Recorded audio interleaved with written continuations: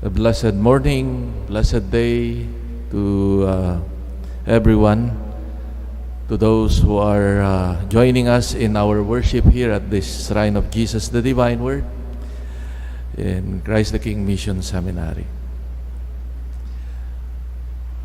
It is interesting to note that Peter and the other disciples, apostles, after the resurrection of the Lord and having received the Spirit of the risen Christ, that these performed the same miracles that Jesus had done during his ministry.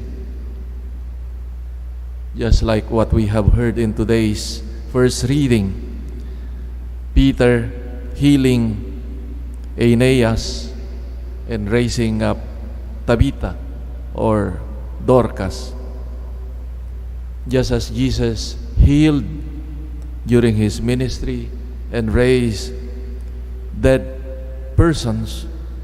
Now the turn of Peter and other apostles after the resurrection of the Lord and having received his Spirit, that they were also performing the same ministry, with the same power.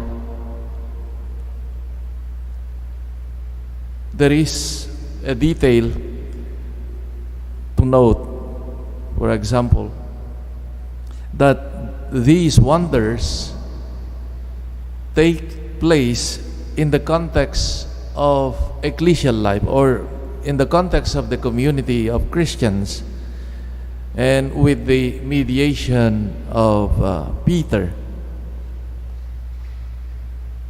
At times, we ask why in the church today that there are no more marvels happening like these, as recounted in the book of the Acts of the Apostles. Healings, conversions, even persecutions, miracles, lively communities that grow in spite of all the difficulties. Where are the signs of the risen one, we may ask? Is it because we have not been convinced, or we have not opened ourselves to the power of the risen one and his Spirit, as Peter and the apostles and the early church did? Someone said, perhaps because with the passage of time, the church may have been so petrified, institutionalized excessively, losing the freshness of its original charisms. Or perhaps many of us live a faith that is dead, or so accommodated with this world, a faith that does not implicate us anymore towards greater commitment, greater openness. But of course, there are also many Christian communities in which marvels continue to happen. Maybe not these type of marvels that we have heard in the first reading today. Perhaps these marvels exist in other ways, other forms, and other circumstances. It is like saying that even today, even at different times and at different places, the same history of salvation continues. Maybe not in the spectacular way, but certainly God continues to offer this, his work of salvation, to all of us. It is God who, when he encounters the faith of a person or a community, manifests his power that saves, both through Jesus and through Peter. If even today the dead rise again. No. Luke seems to suggest that the community of believers is the authoritative and credible, continuous presence of Christ, of our Savior in our midst. Luke wants us to realize that it is now the presence of the Christian community as the sign of the risen one, as he has shown already. It was shown already in the early church. As I've said, maybe not the spectacular ones of healing, etc., because that is being remedied now by the development of science, of medicine. But maybe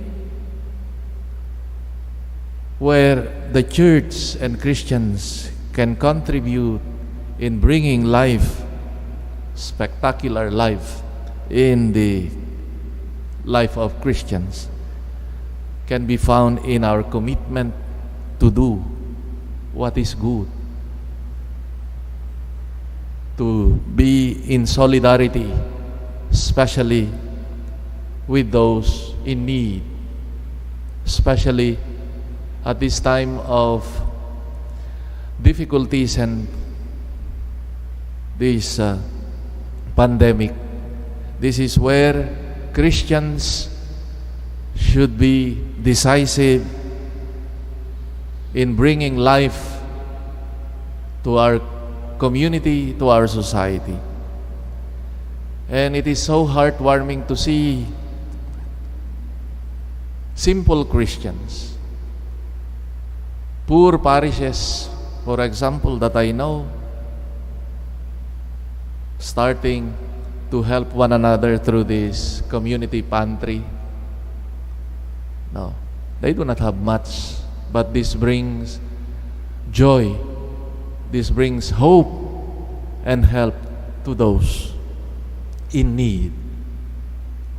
Is this not a miracle like the miracle performed by the disciples in the early church, bringing hope, especially in a world, in a community, in a situation where there is so much pain, so much negativity,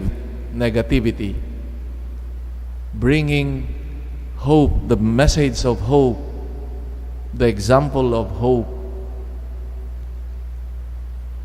is indeed one way of bringing the risen Christ in our midst.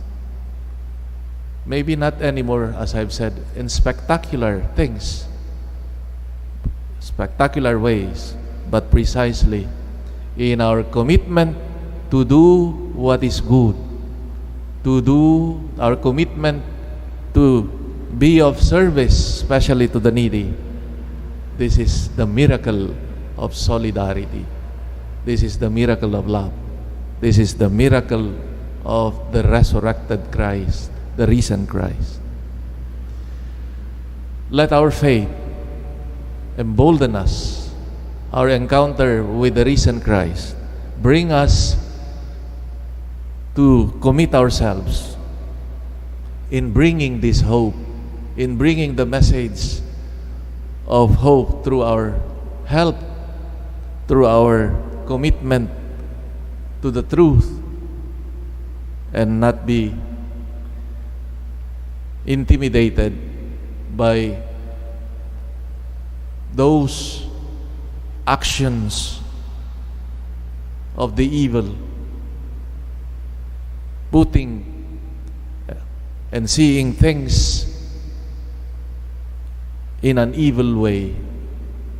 May we not be discouraged, because as I've said, this is where our commitment to do what is good is rooted in our belief, in our of God's victory in Christ as the risen Lord.